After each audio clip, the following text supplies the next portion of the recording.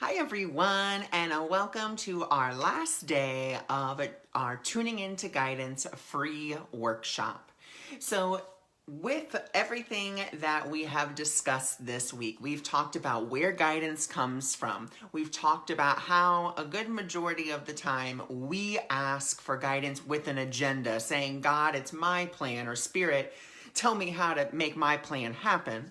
The reason that we don't hear guidance is because that we are afraid to hear specifics, or we're actually afraid to hear the guidance, and that we have to begin, the next day was all about the programming and allowing ourselves to let go of those old programs of how guidance has to come in and how it has to be and so forth and so on. And so today is all about just letting Spirit lead, letting there be that guidance. Hello, hello, hello. Hi, Miss Sarah. Thanks for joining. Hello, everyone. Hi, Sarah. Hi, Lucky. Hi, Eleanor. Hi, Strong. Thank you all for joining. Thank you for being here. And so with this last day, I really want to talk about how important it is that, hi, Elizabeth, that you don't have to drive the car all the time. You don't have to drive the plane all the time. You don't have to be in complete control all the time. And I think that's one of the biggest things to guidance is we want to be in control.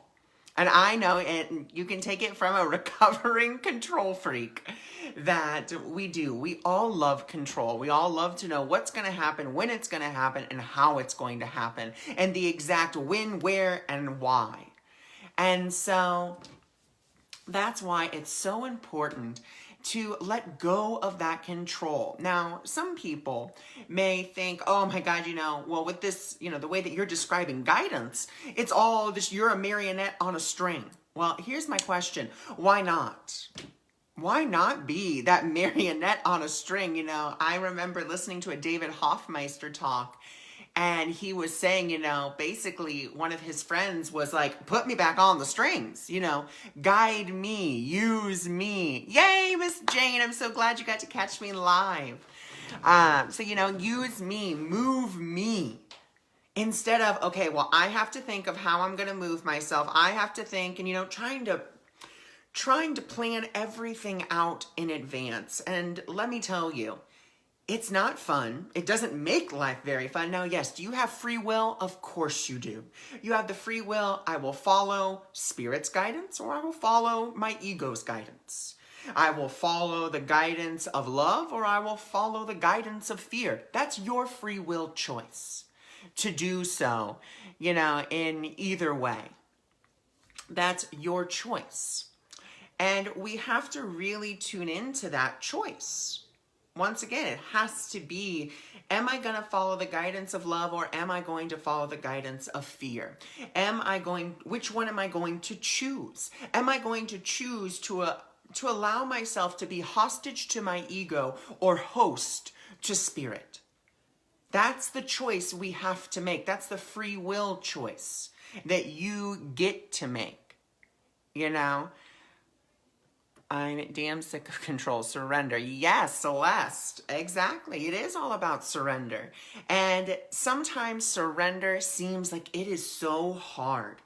But surrender isn't hard. For me personally, I don't like to use the word hard, because the word hard, then what that does is that gets you into this mental mindset of that you're going to struggle. So I don't like to say things are hard. Now, it may be different. Yes, it can be very different. But it does not have to be hard. And the only reason that sometimes surrender seems like it's hard is because we have such an attachment to an outcome.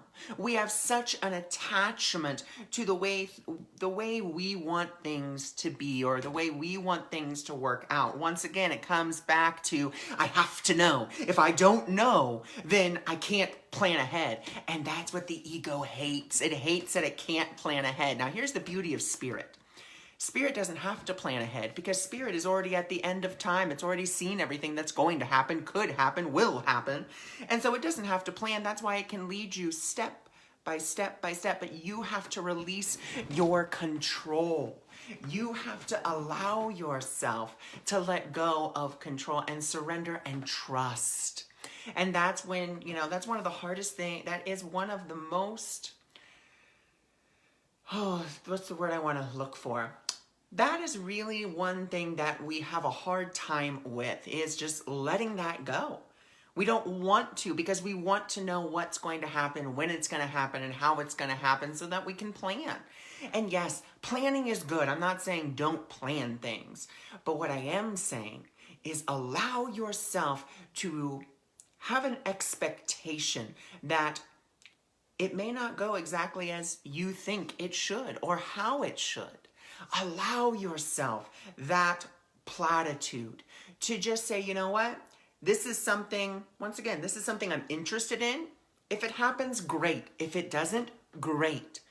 Be able to be in that mindset. And like I said, I know that's such a different mindset than what we are used to. We are used to writing down our plan or writing it in stone. And then when it doesn't happen, what happens? You get disappointed. And then you think God's forgotten you. Now, I want to tell you a very interesting story that has happened in my life. So recently, yesterday, you all saw I did not go live because we had a car situation where our car literally is dead. It is not going to run at all. Not one single bit. The engine is just dead.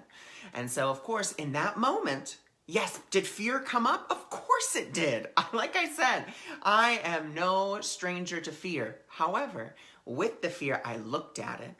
Key, always looking. And then as I looked at it, as I forgave myself, then I asked for that guidance. What would you have me do? Where would you have me go? What would you have me say, and to whom? And guess what? I got the guidance. Look across the street. I looked across the street and there was a dealership. I called the dealership. They said, oh, well, you know what? We're actually having a special where, you basically bring it in, drag it in, and we'll give you $2,000 for it. Doesn't matter its condition. Doesn't matter the running condition. And I was like, oh my gosh, that's amazing. So we got it towed over there. We went over there today. Now, of course, we went to go start doing the paperwork and all that. And they're like, well, it's going to be hard because of certain situations that have occurred. And, because we still owe on the car. It's not 100% paid off. And they're like, well, we're going to have to roll this into this. And it's going to be hard and this. And I just, sat there. And once again, I didn't judge the person that was, trying to help us. I didn't judge myself. I just asked, what would you have me do in this situation? And they just said, the only guidance that I received was trust. So I said, okay, I will trust. And the guy said, well, you know what? I'll get back to you on Monday. I said, okay, thank you so much. And so that was it. Well, then we got home and my mom has been on vacation this whole week from work. And she went up to her job and they basically told her, well, you don't work at this store anymore. So she's been trying frantically to find her district manager to be like, okay, well, where am I going? What am I doing? We don't have a car anymore, so it has to be kind of close to our house. And so there was this panic. And once again, that panic came over me as well. Once again, I'm not immune to it, but I look at it, I recognize it, and I forgive. And I asked for guidance. I said, okay, what would you have me do? Where would you have me go? What would you have me say, and to whom? And you want to know what the beautiful thing was? I got the guidance. Not because I said, okay, what do I do in this situation? What is my next step? What would you have me do? Me, and when I say you, I'm meaning that higher aspect of myself. What would you have me do? Where would you have me go? What would you have me say, and to whom? And you want to know the beautiful thing? The guidance that I received is, you won't hear till Monday. Relax. And I was like, okay, there's nothing else I can do. I've done everything that I could, and my guidance is to trust and wait. And so that's where I have to be. As even if fear comes up, I still have to look at it, recognize it, forgive it, and go back into peace. And like I said, when it comes to guidance for anything, you always can ask for it. And that's really the key. You got to ask. But ask from that objective perspective without saying, in my mind, I could have gone, okay, God, what do I need to do? And once again, I just use the word God. You can use the word spirit, divine love, whatever you ascribe to your higher power. And the beautiful thing here is that you do not have to ask from, oh my God, what am I going to do? Panic. Because when you're asking from panic and fear, a good majority of the time, you're not going to hear the guidance. Why are you not going to hear the guidance? You're not going to hear it because guidance doesn't come from fear. Guidance comes from love. And so when you are in that fearful state of mind, you're not going to hear your guidance because you're not open to love. You're only open to, okay, ego, tell me what to do. You're only open to that fear. And we have to be open to that love. And like I said, it is something that's very different for us to think about. It's not something that we think about all the time or in ways that we think. So this is just a shift in perception. And that's all it is. And that's really all a miracle is a shift in perception from fear to love. But you have to give yourself that opportunity to make that shift. So if you want to receive guidance, once again, it's not about you getting what you want. And I want to make that so clear. And it's not that God's not going to give you what you want either, because really the divine will is that you have everything that you need to make you happy. And once again, releasing what you think is going to make you happy. I was happy with a used car, and the divine said, no, you're getting a brand new one. I was like, what? Because that's what the guy said. He goes, well, we can't, have your negative equity and put it into a used car. You need to have a brand new one. Okay, well, we haven't bought a brand new car since 2008. So this was, just amazing. I was like, wow, we're going to have a brand new car, possibly. And if we do, great. And if we don't, it's okay too. It's all right because everything is working in divine order. And I think that's the other big key thing about guidance is that you may not understand that guidance at first. You may not know what it is, how it is, or how to take that guidance. You may be like, well, no, I need to know what to do, when to do, how to do it. This keep calm, that's not going to help me. But actually, that is what's going to help you most of all, is to stay in that state of mind of if it happens, great, and if it doesn't, great. To be objective, to put yourself out, to really put the situation out here instead of trying to figure it out in here. Because notice when you try to figure it out in here, you're not coming from love. You're coming from logic and analytics. And those are helpful tools, of course. Logic can dispel a lot of confusion. But also, it can lead you down the rabbit hole into analyzation. Okay, well, what's my next move? Well, if I do this, then this happens. And if this happens, then this happens. And this happens, then this happens.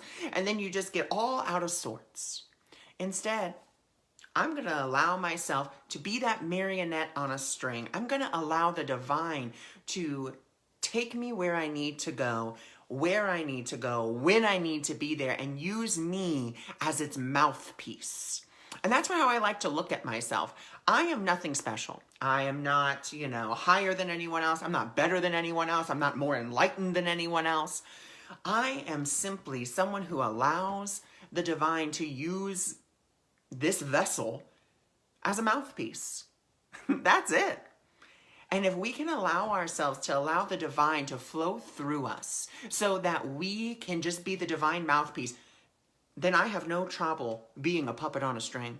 Because let me tell you, being that puppet on a string is going to get you exactly where you need to be, and it's going to make you so happy. It really is. But there's some people that, well, I want to figure out my life. I want to do. Once again, the divine has a plan for you. And it involves you and your happiness. Never forget that. It involves you and your happiness. And we have to remember that. So, put yourself, even if it's one little finger, put that finger back on that string. Put it on there. Hi, Miss Shirley. Hi, Miss Karen. So, put at least one finger on that string and start to be guided. Start to allow yourself that guidance. Start to step back from trying to figure everything out. What if I tried to figure out what to do with the car? Would I have ever been able to find a fabulous deal? Perhaps not. Perhaps I would have. I don't know. And I don't have to pretend that I know, because I think that's the other big thing in, in the world, even in spiritual community, if you look at it, is that you have to know. And that is an ego preference. The ego loves to know. And it loves to show off what it knows, instead of being in that blissful state of, I don't know. And that's where I like to be. And believe you me, being a daycare teacher from the age of 18 to the age of 30 did not lend to not knowing. I had to know what to do, when to do it, how to do it. And so, but I had to begin to release that, because I saw my life was micromanaged in every single moment. I was micromanaged. I was micromanaging myself. I was being, okay, this, everything had its own little box. And it wasn't until I finally said, I don't know what to do, I don't know how to do it, that I just let myself free and just asked for that guidance and said, just, guide me. And like I said, the best way to begin that process is to go on intuitive walks. Nothing stops you from doing that except for you. Nothing stops you, or even going for an intuitive drive. Nothing stops you except you. You have the free will choice to choose to let spirit be your guide, or to let your ego be your guide, to be the hostage to the past or to the future, or to be the host to the Holy Spirit, or that's just my word, but the host to love in that moment, in the ever-present moment of now. And doesn't that sound so much more wonderful? Doesn't that sound so much more wonderful to just allow yourself to be, and not be anything specific, just be, without this constant hammering of, you have to be this, you have to be that. Just allow yourself to be, and the divine will guide you to what it is that you need to be in that moment. Let it use you, move you, speak through you. That's it. Let's see. So she says, ego, like Dr. Wayne Dyer says, it's like etching God out. Yes, it is like etching God out, because you're trying to be the God of your own life. You are trying to be the scribe of your own life. And I have learned to put that pen down and let spirit write it for me, because it has such a beautiful story, 10 times more beautiful than the one that I could ever make. And I put the pen down and said, write the story, Holy Spirit. And yes, these incidents that come up are the ego's way of trying to get your attention. It's not God punishing you. Please never think God punishes you. He's not punishing you. He's not testing you to say, oh, are you ready? Are you ready for this? No, that's not how God works, at least not the way that I have a view of God or love or the divine. The way that I see it, it's your ego trying to get your attention, to get you back into fear, get you back under its control. And we have to be willing to see it differently. We have to be willing to ask for that guidance and be like, I don't know what to do. But not from that state of, oh my God, what am I going to do? But from that state of, I don't know what to do in this situation. Help me. That's it. Help me. I'm ready for that help. And like I said, if you have, well, Miss Shirley, it is my pleasure. Miss Shirley is one of my mentoring clients. And so this is something we've really been hitting on. And so, if you guys are interested in working with me, not just one-on-one, but as in a group to help you to tune into your guidance, I do have my 8 weeks of guidance course that you can check out, and I'll put the link in the description below. And once again, in that course, I'm not teaching you anything you don't already know. I'm just helping to undo the programming that's there through tapping, meditation. Sorry about that. That was my alarm.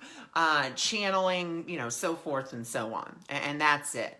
And, to help you to be accountable and to show up, because I can't make you do anything. I can only give you the invitation by you showing up. And so that's something, if you're interested in that, you can go look it up. If you're not, that's totally fine. That's what these, And that's why I'm doing these 5 lives, to help people tune into guidance, to give them that stepping stone, you know, to the best of my ability in these moments, you know. And that's it. You know, and the course I can take, the floor, I guess we could say, is 2 people, and the ceiling is 10. You know, 2 people or 10 people, because we do a group activity. We do partner activities to help you, so you're not just working by yourself. You actually get to work with someone. And it's kind of helping with, I guess you could say, psychic development, but it's really just helping with guidance.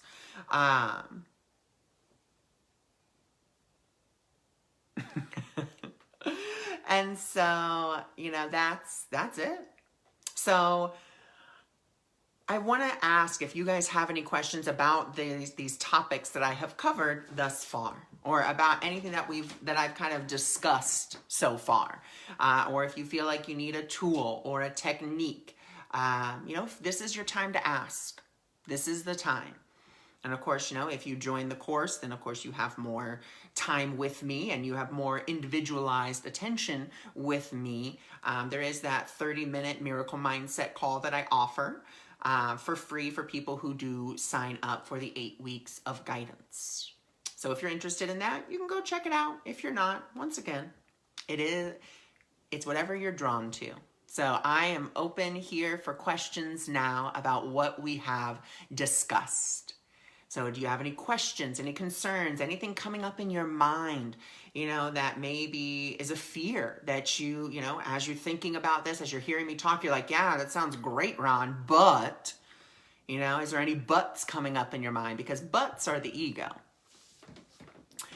How do I remember to take a minute to ground myself in a crazy moment? Jane, the best way to remember to ground yourself in a crazy moment, number 1, is to realize that you're in a crazy moment and to realize that you don't need to be in there. So let's say that, you know, it's a hectic moment and it seems like everything is blowing up in your face. The moment that you start to feel yourself getting angry, overwhelmed, upset in whatever way, you know you're in a crazy moment. Take a step back. Take a deep breath, name 5 things that are in front of you that you can see in that moment, then name 3 things you're grateful for, and then allow yourself to go back, if you want to, allow yourself to go back into that moment. Thank you so much for that question. I hope that was helpful to you, to be able to, you know, to do that. But that's how we have to recognize. You have to find those symbols and signs in yourself that, oh my God, I'm getting overwhelmed, or, you know, I'm getting angry. Because one of the things I found myself, my sister was asking me, you know, about cookies, and I found myself getting really irritated and really agitated. And I was like, why are you getting irritated and agitated? Because she's asking you how to bake these cookies. You're not angry and agitated at her. You're angry and agitated at the situation. So you need to take that step back. And that's exactly what I had to do. I had to take that step back. I had to forgive myself and, you know, and then come back to the situation. I've been practicing that and it's really working for me. Wonderful, Shirley. Yay! That makes me so happy to hear that. And that's what it is about, guys. It's also about practice. I practice these principles. The reason I tell you my parables is because I want you to see that I practice what I preach. I'm not just here preaching to you, being like, oh, do this, and then I'm doing something completely different. No, no, no. I only tell you the tools that I know have worked for me. And one of the greatest tools is coming back to the moment by coming to the realization. If I'm angry, upset because of certain things that are happening in a moment, there's this unspoken rule within humanity, I think, that says you have to do everything now. There are few things in this world that you have to do or respond to in right then, right there. Have to do it. You don't have to. It's a compulsion, yes, that we all have because it's a subconscious programming that, you know, you got to handle it, you got to handle it, you got to handle it, you got to do it, you got to do it. There, like I said, there are very few situations in this world that need your immediate response. You know, you don't have to do that.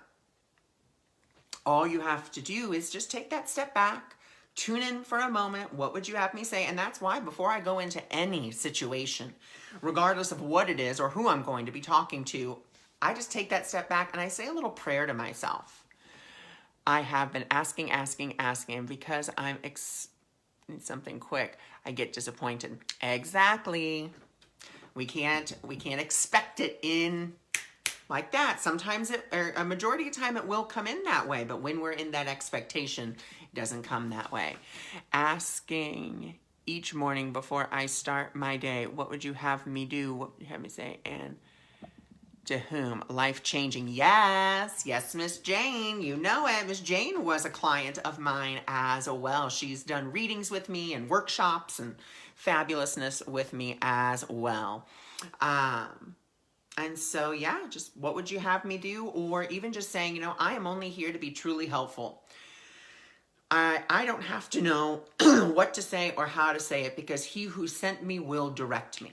Or, love will direct me. Love will speak through me. And that's it. Love will speak through me. I don't have to do anything. Love will do it for me.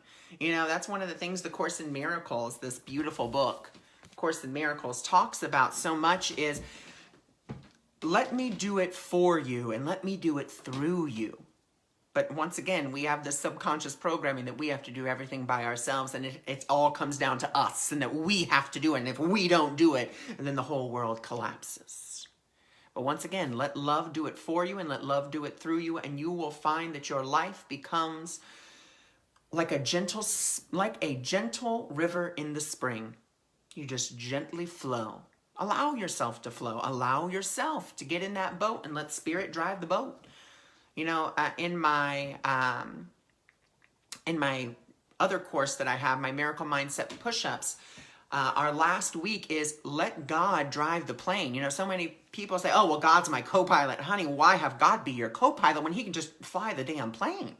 That's my view on it. Why let God be your co-pilot? Let God fly the plane.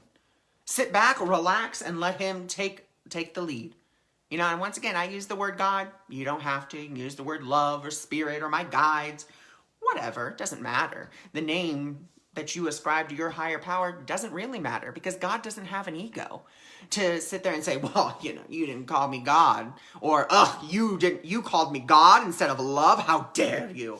There's no ego there. That's why, God doesn't judge. And it was actually presented to me in such a beautiful way in a book that I read. And this may ruffle some people's feathers, and that's all right. But this is what I really feel guided to say in this moment. I am really strange situation today. I could add any light on the picture is appreciated. I really torn and I really bad place in my head. I'm totally devastated. Well, I am so sorry that you are totally devastated and that you feel that you have lost your light.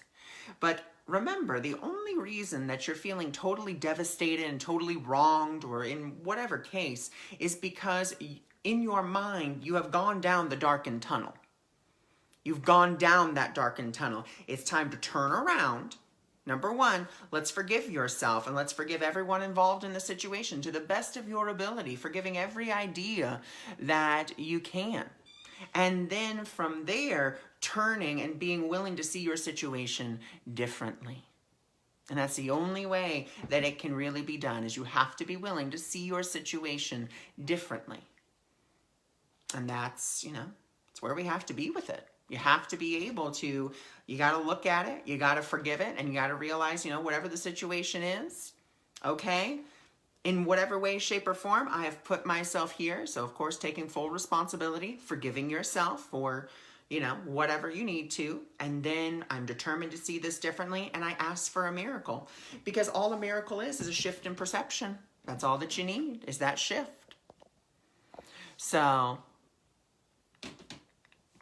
yeah, but that's what that's what has to do.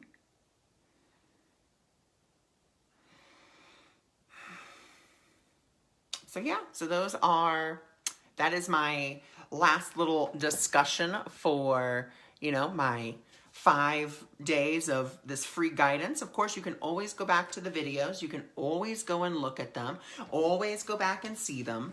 And, you know, if you're interested in wanting to tune into your guidance and you need someone to help you, you know, through some of the bumps and bruises, because, you know, I've already been through them, a good majority of them, so I can assist with that. If you're interested in that, I'll post the link to my 8 weeks of guidance course or to my Miracle Mindset Push-Up course if you are interested. And I send you all of my love.